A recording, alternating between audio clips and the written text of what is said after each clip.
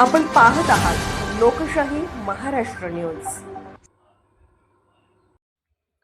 जत गाणगापूर पदयात्रेस माननीय श्री सुरेशराव शिंदे सरकार यांच्या भावनात्मक शुभेच्छा।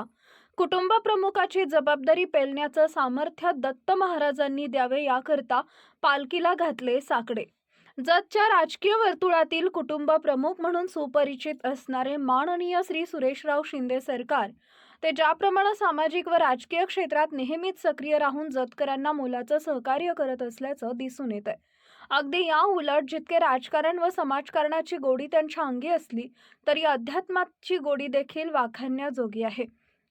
गेले अनेक वर्ष माननीय श्री सुरेशराव शिंदे सरकार आध्यात्मिक भावनेतून जतचे चिंगी बाबा यांना आराध्य दैवत म्हणून नित्य दर गुरुवारी त्यांचं दर्शन घेऊन आपल्या दैनंदिन कामकाजाला प्रारंभ करतात व त्यांच्या श्रद्धास्थान असलेल्या दत्त महाराजांच्या पदयात्रेसही गेले अनेक वर्ष उत्साही सहभाग नोंदवून जत ते गाणगापूर अनेक किलोमीटरचं अंतर पायी कापून आपल्या अंगी असणाऱ्या आध्यात्मिक गुणांचं दर्शन सर्व जतकरांनी पाहिलं आहे।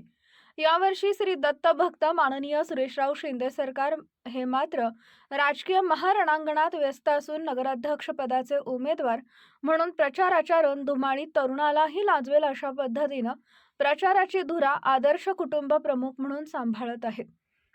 अर्थात सदर पदयात्रेची लागलेली गोडी त्यांना राजकीय अशा व्यस्त प्रचारातून खेचून आणत सदर पदयात्रेच्या सोहळ्याकरता रोखू शकली नाही। आपला बहुमूल्य असा वेळ बाजूला सारेत श्री सुरेशराव शिंदे सरकार व त्यांच्या उमेदवारांनी सदर पदयात्रेस उत्साही सहभाग नोंदवत जुन्या पदयात्रेतील आठवणी हृदयाशी अलगद धरून पदयात्रेस भावनिक शुभेच्छा दिल्या।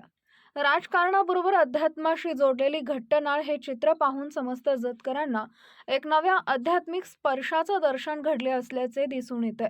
जत गाणगापूर पालखीसोबत पायी जाणाऱ्या श्री दत्तभक्त सुरेशराव शिंदे सरकार यांनी भावनिक शुभेच्छा दिल्या असून व चालू असलेल्या जत नगरपरिषद निवडणुकीसाठी कुटुंब प्रमुखाची भूमिका बजावण्याचं बळ दत्त महाराजांनी द्यावं असं साकडं पालखी सोहळ्यासमयी व्यक्त केले।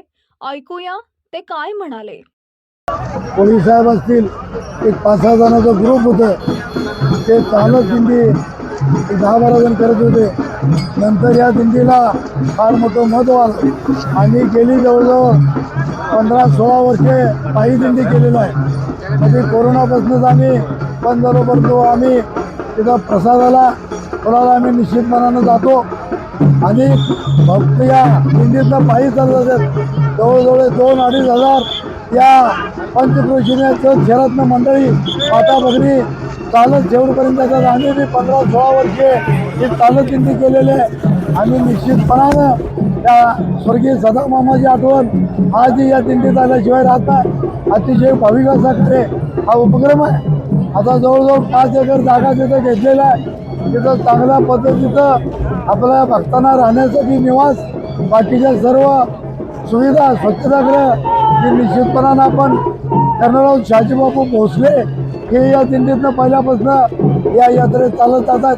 अनेक मंडळी आहेत की जेणेकरून ही दिंडी कोळी बंधू आहेत, परत त्याप्रमाणे शहाजीबापू भोसले आहेत, चौगुले सर आहेत, अशी अनेक मंडळी आमचे मुंगे आहेत ही मंडळी, परत आमचे विठ्ठलनगरचे आमचे हे आहेत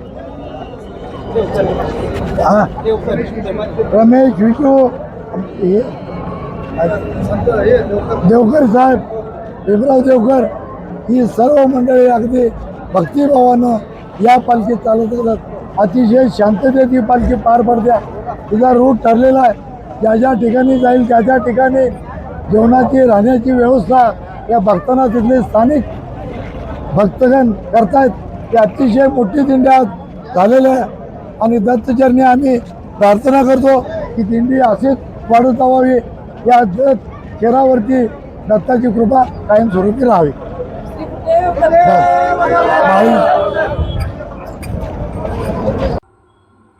लोकशाही महाराष्ट्र न्यूज चॅनलला लाईक करा, शेअर करा आणि सबस्क्राईब करा।